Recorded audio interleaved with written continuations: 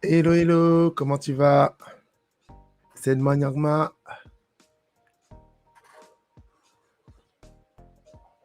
Yes. Donc, on va parler d'un sujet intéressant aujourd'hui. J'espère que tu vas bien. Donc, euh, donc, prends le temps de liker, prends le temps de partager, prends le temps de commenter cette vidéo, OK? Prends le temps, prends le temps. Ça va vraiment faire plaisir. Je suis tellement content d'être là avec toi. Euh, on commence à garder du rythme, garder le rythme. Jusqu'à maintenant, on a au moins 2 vidéos par semaine. Le but, c'est de réussir à passer à 3 vidéos par semaine, tu vois, et rester dans le pace et de ne plus s'arrêter. J'espère que toi, ça te fait plaisir. J'espère que toi, tu apprends énormément comme moi, je suis en train d'apprendre chaque fois que je suis en train de venir devant toi. Donc, prenons le temps de partager. Prenons le temps de partager. Je vais prendre juste 30 secondes pour partager aussi, moi aussi, aux personnes qui regardent cette vidéo aussi. Oh, super. Depuis la fois dernière, je mets une petite musique de fond. J'espère que toi aussi, ça te plaît bien. Moi, personnellement, c'est super c'est super pour travailler dessus. Moi, je suis super content. Donc là, on va commencer dans 30 secondes. 30 secondes. Donc, prends le temps de partager. Prends le temps de partager. Prends le temps de partager. Et nous allons commencer. Oui, commencer. Nous allons commencer. Commencer. Yes. Commencer.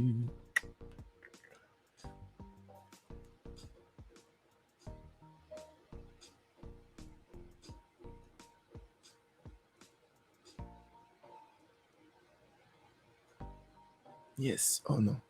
Bon, ok. On va faire comme ça. C'est bon. Donc, mets dans les commentaires, mets liker. Comme on a dit, n'hésite pas à liker, n'hésite pas à commenter, n'hésite pas à partager. Donc, aujourd'hui, on va parler d'un sujet assez intéressant. Avant de commencer, je vais me présenter. Je suis Anima Nyangma, président d'Invariablement Roi.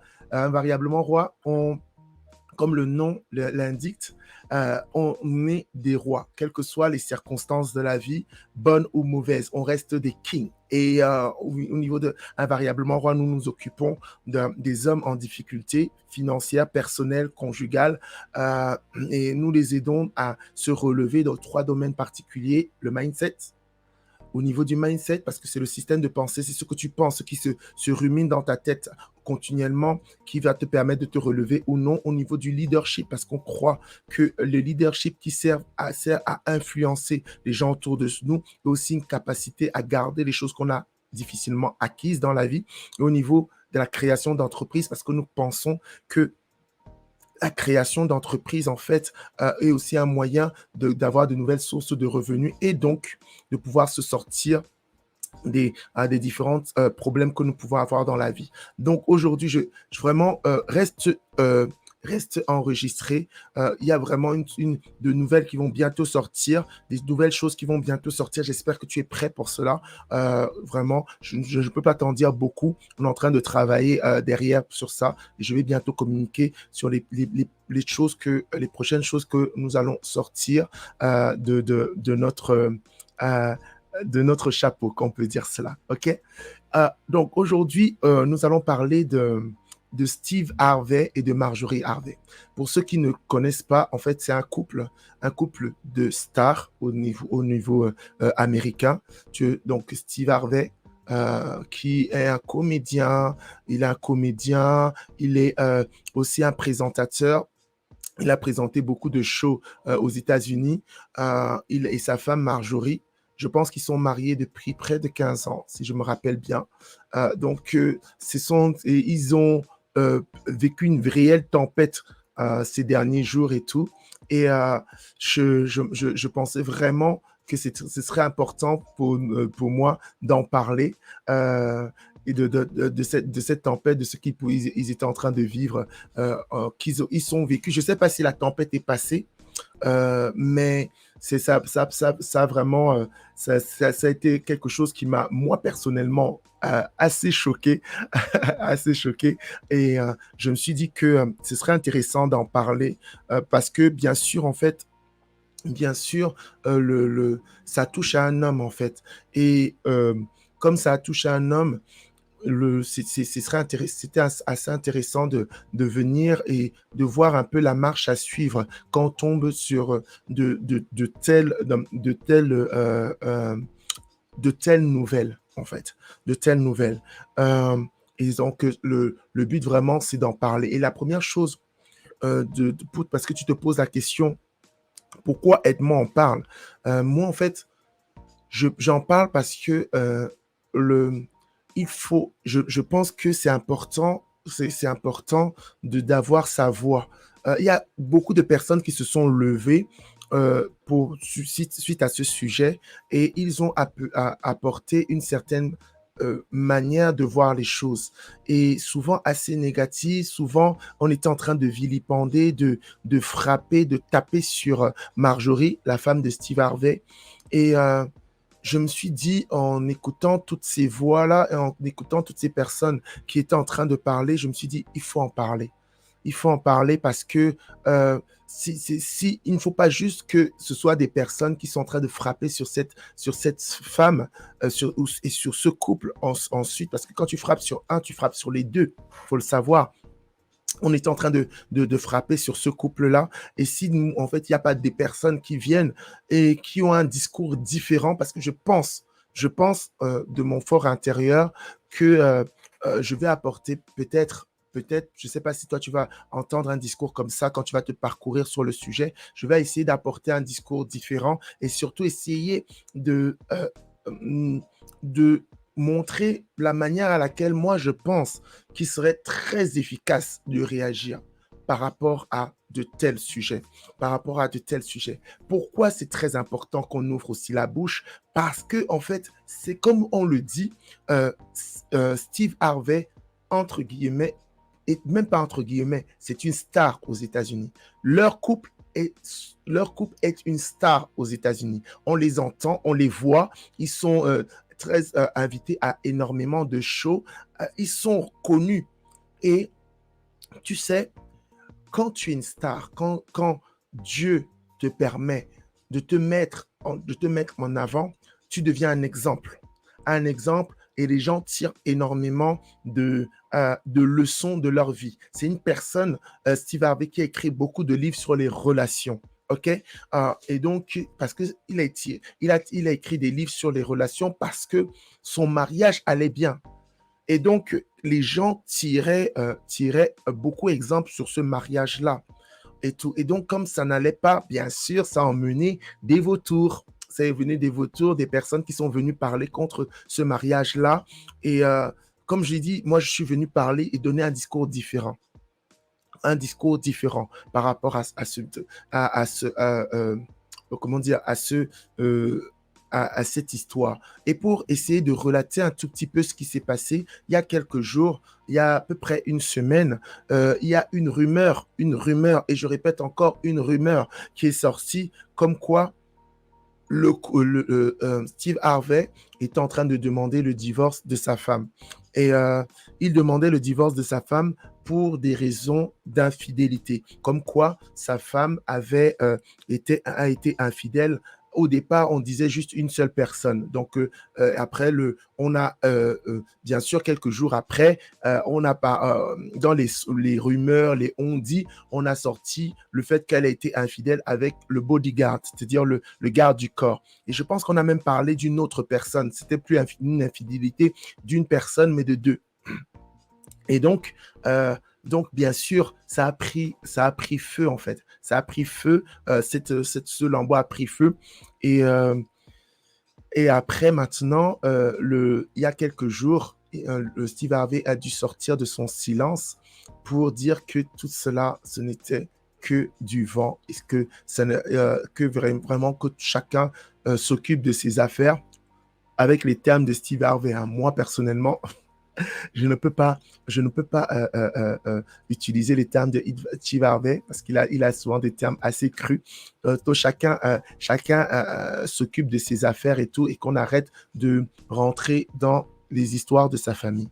En fait, une histoire qui commence mal, mais qui, j'espère, finit bien. Et c'est passé. Et il faut savoir que les personnes qui sont euh, dans la lumière, comme des Steve Harvey, euh, donc, quand de telles choses les arrivent, derrière, en fait, ça va, en anglais, on dit set the tone. Ça veut dire, ça va donner un exemple. Ça va donner un exemple à des personnes qui les admirent. Quand on parle quand une personne qui est sous les projecteurs divorce, c'est comme si ça donnait un exemple et une permission à d'autres personnes de le faire. Donc, en fait, c'est des personnes qui sont comme ça sous les projecteurs. Ils sont en train de set le tone. Ils sont en train de montrer des exemples et tout ça. Et donc, c'est vraiment leur vie, elle n'est pas juste, ce n'est pas une vie simple. Ce n'est pas une vie à prendre à la légère. Parler de divorce pour cette famille qui est ensemble depuis plus de 15 ans, ce n'est pas forcément, OK, c'est normal d'en parler comme ça, en fait. Donc, c'est pour moi, pourquoi j'en parle? Un, parce que il y a beaucoup de personnes négatives qui ont parlé. Moi, il fallait absolument que j'apporte quelque chose de différent. Deuxièmement aussi, parce que ce sont des personnalités qui montrent l'exemple, et il faut en parler. Il faut savoir déjà, première chose avant de, de, de commencer, et le premier point que tu dois toujours faire quand tu as des personnalités, de telles personnalités qui peuvent vivre des moments difficiles comme ils sont en train de vivre, c'est de prier. Déjà, il faut savoir que euh, Steve Harvey, c'est quels que soient ses défauts que tu peux avoir cités. Tu sais, quels que soient les points sur lesquels tu peux dire que non, tu peux essayer de venir vers le monde et dire non, c'est pas un vrai chrétien, mais c'est une personne qui parle de Jésus. De sa position, il parle de Jésus. Oui, il dit énormément de gros mots. Oui, voilà, ça, comment dire, il peut avoir souvent des manières de voir, de faire, qui, moi, personnellement, OK, je me dis juste, parce que tu vois, j'ai quand même un certain âge, dans le sens où je ne suis pas un enfant. Tu dis, OK, pour moi, euh, je ne le ferai pas ainsi. Je ne dirai pas ainsi. Je ne verrai pas les choses ainsi. OK? Je ferai peut-être plus attention à ça ou ça. OK? Mais, comme dit l'apôtre Paul, l'important, c'est que Jésus est prêché. Et c'est une personne qui prêche beaucoup Jésus. Il prêche beaucoup Jésus.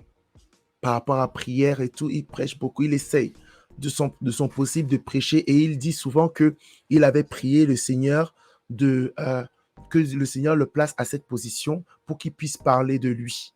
Il parle de la Bible, il parle de Jésus. OK?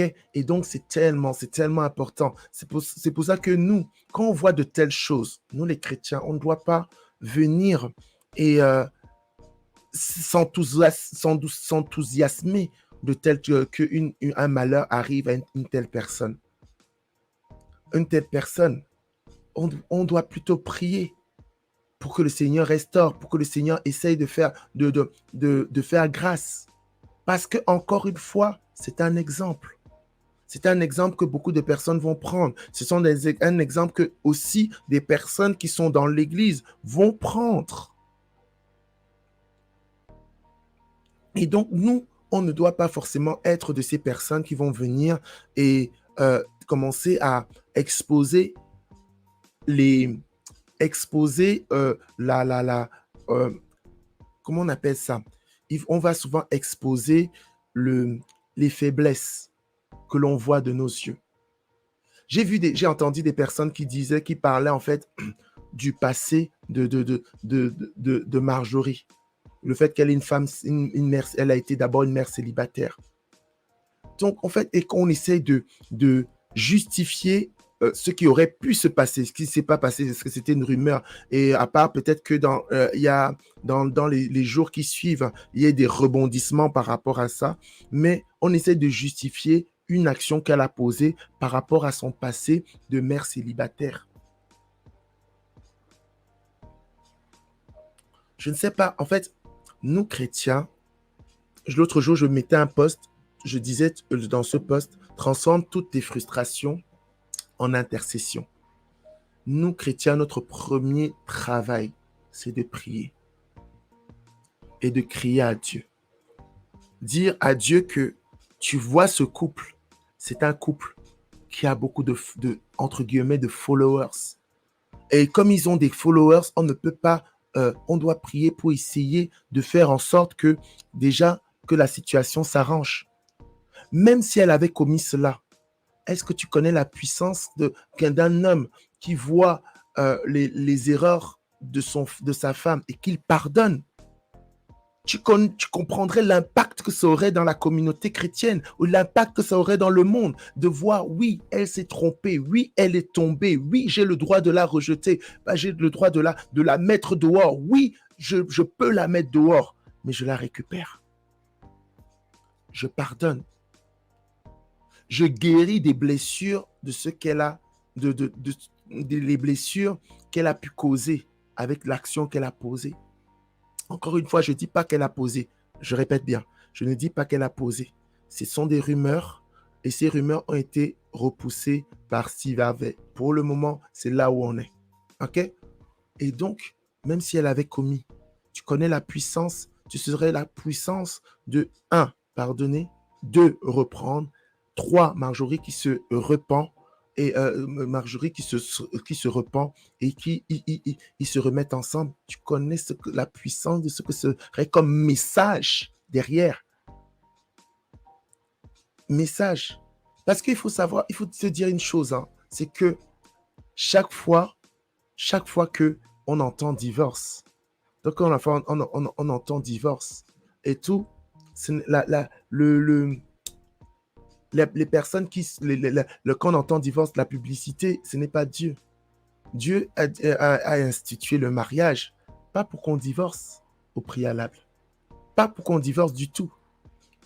Non, quand tu emmènes, tu entends ce mot divorce, je ne dis pas que ce n'est pas un mot de honte, mais qui reçoit la gloire? Qui reçoit la gloire d'un divorce? Qui reçoit la gloire? Pas Dieu. Pas Dieu. Donc, tu ne dois pas te satisfaire de cela. Tu ne dois pas te satisfaire de cela. OK? Le deuxième point après la prière, c'est honorer le mariage.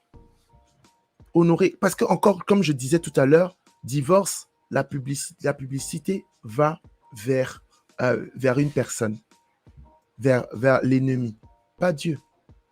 Et donc, le but, c'est vraiment, nous, on doit honorer l'institution du mariage. L'institution du mariage, on doit l'honorer. On doit l'honorer. Il faut que vraiment, notre but, en fait, c'est faire en sorte que ce mariage, le mariage en tant qu'institution reste solide. On a parlé de la prière. Mais deuxième chose, arrêtons de pointer le passé des gens. Le passé est passé. Le passé est passé. Oh, j'ai écouté de ces vidéos, c'est un truc de dingue. Dingue. Et souvent, malheureusement, ce sont des personnes. Pas des. Bon, j'admire. On va dire oui que j'admire dans certains autres sujets, mais sur ce sujet-là, j'ai dit non, tu t'es trompé complètement. Je ne vais pas exposer quelqu'un, mais je dis non. Faut pas faire ça. Tu prends le passé de cette femme en disant tu lui dis à cause du fait que c'est une mère célibataire, à cause quand vous voyez le comportement de sa fille, vous voyez comment sa fille elle se comporte. Donc si sa fille se comporte ainsi, le fruit ne tombe pas loin de l'arbre. Donc, sa fille, elle a pris exemple chez qui? Elle a forcément pris exemple chez sa mère. Donc, c'est comme ça que sa mère se comporte. Oh, Waouh! Waouh! Waouh! Aïe, aïe, aïe. Dis avec moi. Aïe, aïe, aïe. On expose les gens. On expose les erreurs des gens. On expose les erreurs des gens. Moi, personnellement, j'essaie on devrait exposer ses propres erreurs seulement dans le but de donner des leçons aux gens. Mais il faut essayer de protéger les autres, de protéger la vie des autres. Le plus possible, c'est quand tu parles d'une personne. C'est quand tu voyais, vous dis, je suis séparé. Aucune séparation ne se passe, soit dans la joie, on est en train de danser, de louer le Seigneur, oui, pour la séparation. Il n'y a aucune séparation qui se passe ainsi. Vous pouvez lire mon livre, vous pouvez écouter, je pense. J'espère que je le fais. Mettez dans les commentaires si je ne le fais pas. J'espère que chaque fois, j'essaye de ne pas parler en mal de mon ex-femme. J'essaye. Est-ce qu'elle était parfaite? Non. Est-ce que j'ai été parfait? Non. Parce que si on était deux parfaits ou qu'on avait utilisé les bons outils, peut-être sûrement on ne serait pas là. Et donc, je prends la responsabilité. Mais je parle de mes erreurs. Je dis, voici les erreurs que j'ai pu commettre qui m'ont emmené là. Mais, en fait, le truc, en fait, c'est on devrait plutôt, l'amour couvre. L'amour couvre. On ne peut pas venir devant sur les réseaux sociaux et commencer à dire, c'est parce que on commence à relever les erreurs qu'elle a pu commettre en tant que mère. Femme, je peux vous dire, je connais énormément de mères célibataires. Il n'y a aucune qui aurait aimé être dans cette position à ce moment-là de leur vie. Personne.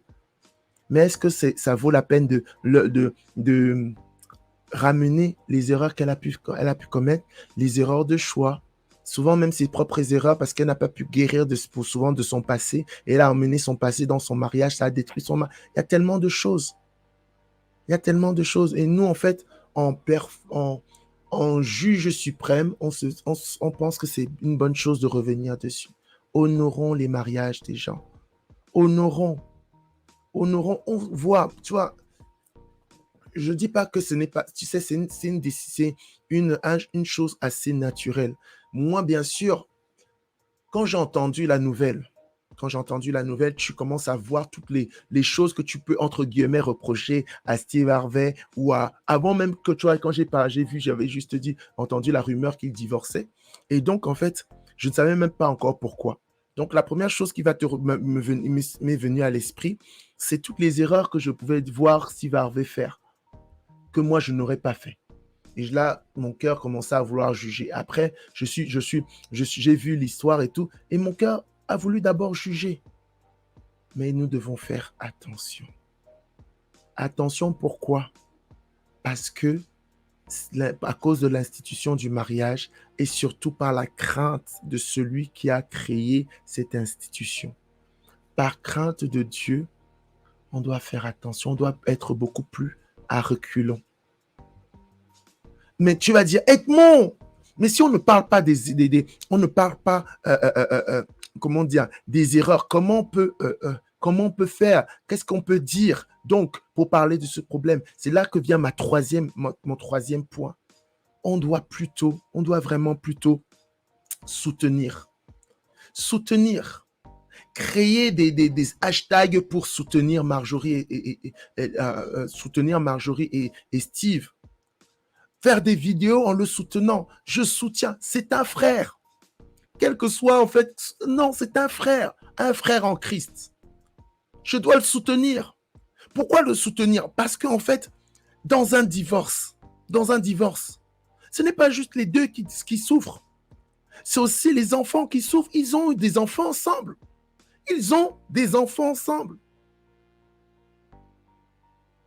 Vous avez oublié ça? Hello? Vous avez oublié? Ils ont des enfants ensemble. La division n'est pas de Dieu.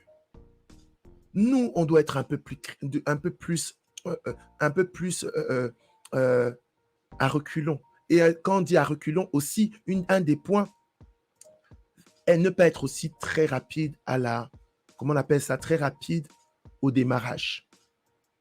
Tu vois, là, moi, j'ai essayé de faire une vidéo une semaine après et je bénis le Seigneur. J'aurais voulu faire une vidéo un peu plus avant. J'ai failli faire la vidéo vendredi, je pense, vendredi. C'est juste que je n'ai pas pu le faire. Mais je suis bien content d'avoir attendu encore plus parce que avec les rebondissements qu'il y a eu et ceux qui viennent, nous aussi, on doit être plus à reculons. Prendre le temps. Mais on doit plutôt être en mode soutien. Il est dit dans la parole de Dieu que les paroles, la ville s'élève, je prends ces Proverbes 11. La ville s'élève par les bénédictions des justes, mais elle est détruite par les paroles des méchants. Donc, quand tu viens et tu es constamment en train de pointer ce qui ne va pas, c'est ça qui détruit les choses. Parce que personne n'est parfait. Personne, je dis bien personne n'est parfait. Même les mariages qui tiennent 10, 20, 30, 40 ans, les deux qui sont à l'intérieur là, ils sont deux personnes imparfaites. C'est que la grâce de Dieu qui les fait tenir. Et donc, les mariages qui se détruisent ne sont pas forcément toujours parce que parce que les gens sont imparfaits, certes. Mais Dieu, c'est pas parce que Dieu ne les a pas fait grâce. Ok, ils sont juste sortis. Mais toi qui es en train de juger là, en fait, derrière, nous qui sommes en train de juger, parce que je m'inclus dedans parce que à un moment, le premier réflexe de tout homme, c'est essayer de juger.